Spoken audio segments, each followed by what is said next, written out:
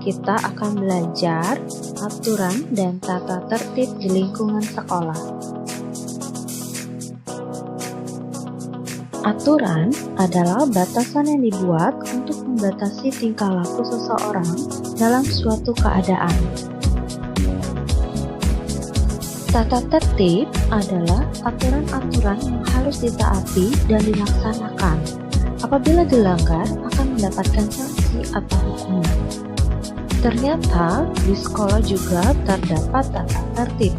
Mematuhi tata tertib dapat membuat hidup menjadi lebih disiplin. Bismillahirrahmanirrahim. Assalamualaikum warahmatullahi wabarakatuh. Anak-anak yang saya banggakan, sebelum acara ini kita mulai, marilah terlebih dahulu kita berdoa menurut agama dan keyakinan kita masing-masing. Berdoa dipersilakan.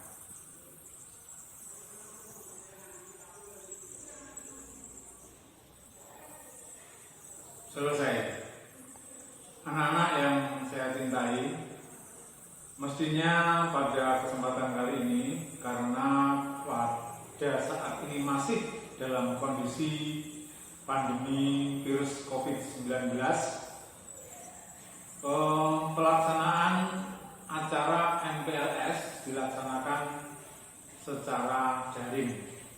Oleh karena itu, anak-anak silakan untuk mempersiapkan diri dengan tentunya catatan-catatan atau kertas, atau disiapkan dulu pulpennya agar kita dalam mendengarkan, menyimak video ini bisa punya catatan-catatan penting untuk kita ketahui bersama. Anak-anak yang saya banggakan, salam sehat. Tentunya kita harus dalam kondisi yang sehat, kondisi yang tetap fit untuk mengikuti acara ini. Oleh karena itu, biasakan diri kita untuk berolahraga, makanan yang sehat, makanan yang bergizi, kemudian kita untuk meningkatkan imun kita atau kesehatan kita. Baiklah anak-anak yang saya sayangi, pada kali ini saya perkenalkan diri, nama saya Sugito. Mau diberi kepercayaan untuk menyampaikan materi pengenalan lingkungan sekolah, tata tertib, dan pembiasaan dalam kehidupan sekolah kita ini. Nah, oleh karena itu, anak-anak terlebih dahulu kita pahami bahwa dalam kehidupan sehari-hari, baik kita di rumah maupun di masyarakat, di sekolah, pasti menemui berbagai macam kehidupan yang berbeda-beda. Nah, utamanya kehidupan ini agar tertata dengan baik, terlaksana dengan baik, maka diperlukan adanya suatu aturan. Aturan itulah kalau kita terapkan dalam kehidupan di sekolah dinamakan dengan tata tertib. Nah, inilah yang perlu anak-anak ketahui, bahwa dalam tata tertib di sekolah kita nanti secara umum juga ada yang pelaksananya secara khusus. Nah, secara umum ini dibuat oleh namanya dinas pendidikan, dan secara khusus adalah berupa pembiasaan dalam tata krama kehidupan kita di sekolah. Marilah anak-anak siapkan dengan baik, camkan dengan seksama, siapkan buku atau kertas untuk catatan. Tata tertib yang ada di sekolah kita, ini namanya tata tertib, itu berkaitan dengan aturan. Aturan isinya itu dua hal. Satu, yaitu tentang perintah. Yang kedua adalah larangan. Jadi dimanapun aturan, termasuk hukum di dalam ketatanegaraan negara kita, sudah ada, pasti ada dua poin itu tersebut, ya. Satu berupa perintah, yang kedua berupa larangan. Nah, perintah-perintah yang ada di sekolah kita ini sudah tercantum di dalam aturan-aturan tertulis. Jadi aturan tertulis ada. Yang pertama, dalam kegiatan di sekolah kita, saya berikan contoh yang pertama ya, tentang masuk sekolah. Ini masuk sekolah yang diatur, para siswa harus berada atau datang di sekolah ini 10 menit sebelum pelajaran dimulai. Jadi maksimal 10 menit sebelum pelajaran dimulai, anak-anak harus sudah ada di sekolah. Kemudian siswa harus berada di ruangan tempat belajar masing-masing dengan tertib sambil kita menunggu bel masuk. Nanti ketika Bapak Ibu guru masuk, kita bersama-sama memberikan, atau anak-anak bersama-sama memberikan penghormatan pada Bapak atau Ibu guru tersebut yang mengajar pada jam itu.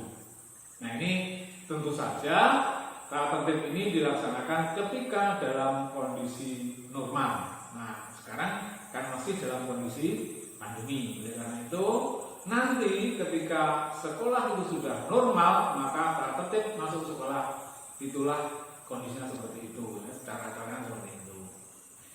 Kemudian waktu belajar sebelum pelajaran dimulai, ini siswa yang bersangkutan harus sudah siap, artinya siap menerima pelajaran. Jadi tidak usah diopiak-opiak. Kalau sudah berada di dalam kelas, kondisi sudah mulai pembelajaran, maka anak-anak ini harus siap belajar. Artinya bukunya sudah disiapkan, ya, sesuai dengan jadwalnya, sesuai dengan jam itu. Kemudian alat tulisnya juga sudah disiapkan. Nah, inilah menunjukkan bahwa anak-anak memiliki ketertiban di dalam kelas. Nah, ini tentang situasi atau pelaksanaan dalam kelas. Kemudian yang ketiga, contohnya waktu istirahat. Nah, ketika istirahat, para siswa tidak dibenarkan berada di dalam kelas. Nah, ini tidak boleh dalam kelas, harus berada di luar kelas atau di halaman gedung sekolah. Jadi walaupun di luar tidak boleh keluar lingkungan sekolah, jadi tetap berada di dalam lingkungan sekolah. Jadi berada di luar kelas, tetapi di lingkungan, masih dalam lingkungan kelas. Nah, itu yang ketiga ya. Kemudian waktu pulang ya. Jadi saya berikan contoh-contoh yang sederhana saja. Ketika waktu pulang, para siswa pulang pada waktu pelajaran sudah selesai. Jadi sudah atau bel selesai, anak-anak boleh pulang, silakan untuk beranjak meninggalkan sekolah. Nah, ini hal-hal yang mungkin sebagai contoh saja, yang lain masih banyak. Tata tertib secara tertulis sudah ada di sekolah kita, ini di kelas-kelas sudah dipasang. Nah, karena itu anak-anak tidak perlu belajar sana kemari, ya, ini di dalam kelas sudah ada aturan tata tertibnya.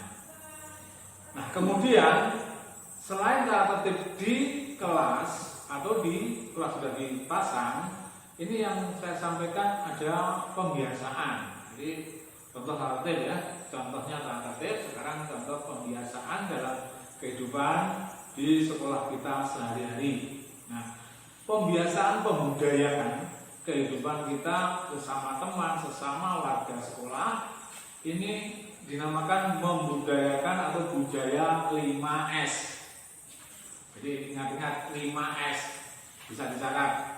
S yang pertama senyum, S yang kedua salam, S yang ketiga sapa, S yang keempat sopan, S yang kelima santun. Nah, ini saya juga sedikit saja ya, sedikit tentang gimana toh caranya kok kita budayakan apa itu 5S. Nah, yang pertama, anak-anak, ketika kita berpapasan, bertemu dengan teman atau saudara, teman pada sekolah kita, baik Bapak Ibu guru, baik pembantu sekolah maupun tata usaha di sekolah kita, kita berkewajiban yang utama memberikan senyum dulu. Ya. Jadi kita harus senyum, tidak boleh metutut ya, nggak oleh cerut juga nggak oleh, harus senyum, kita senyum. Nah, kemudian setelah senyum kita sapa, kita salam, kita memberikan salam.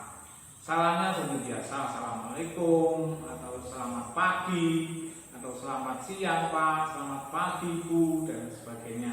Kita biasakan dalam kehidupan yang kita sehari-hari seperti itu. Setelah salam, kita menyapa, mana kabar, dan kalau teman, bersama dengan temannya, silakan untuk menyapa, hei siapa namanya dan sebagainya, si X ini bagaimana tadi pelajarannya gimana, bisa terima apa enggak, dan yang sulit atau tidak, ini kan sapa. Nah, tentu saja dalam sapa, tegur pada teman atau Bapak Ibu guru atau warga sekolah harus menerapkan yang keempat, sopan. Sopan kaitan dengan perilaku kita, tingkah laku kita, perbuatan kita. Ini harus sopan. Sebagai orang timuran kita harus memiliki kesopanan. Dan kan berbeda kehidupan kita dengan teman, kamu dengan temanmu dalam bersikap. Jangan disamakan kamu dengan bapak ibu gurumu.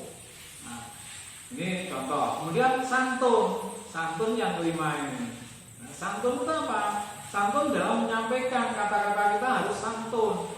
Ya, harus yang santun, harus yang memiliki nilai-nilai luhur. Artinya tidak berkata yang jorok dan kasar. Ini contoh-contoh dalam pembiasaan dalam kehidupan di sekolah kita kenal dengan 5S itu.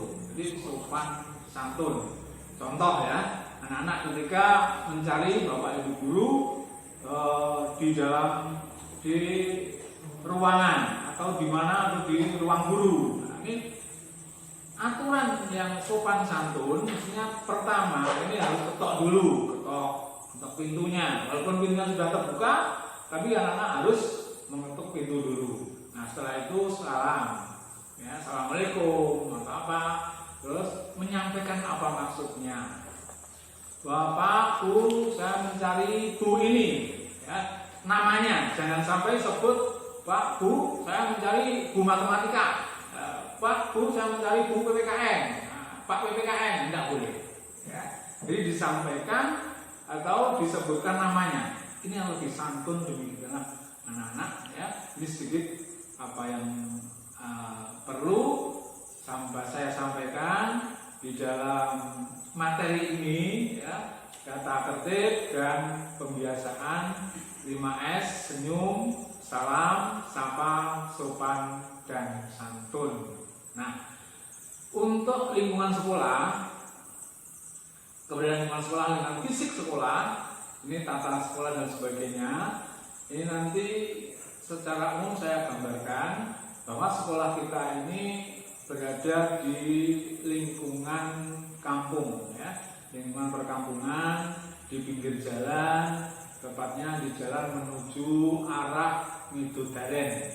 Nah, itu ada 2 akses. Anak-anak yang rumahnya di sebelah timur sekolah, di aksesnya ya, kemudian di sebelah barat dan sebagainya, ini bisa mengakses, ada 2 jalan, lewat timur dan lewat barat.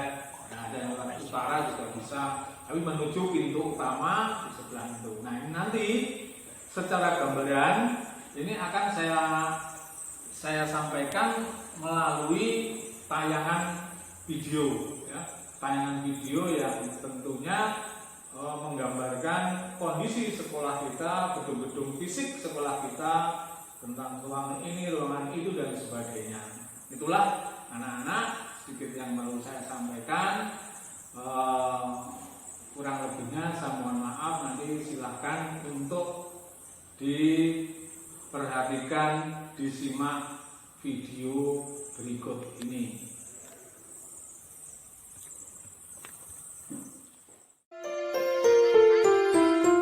Selamat pagi.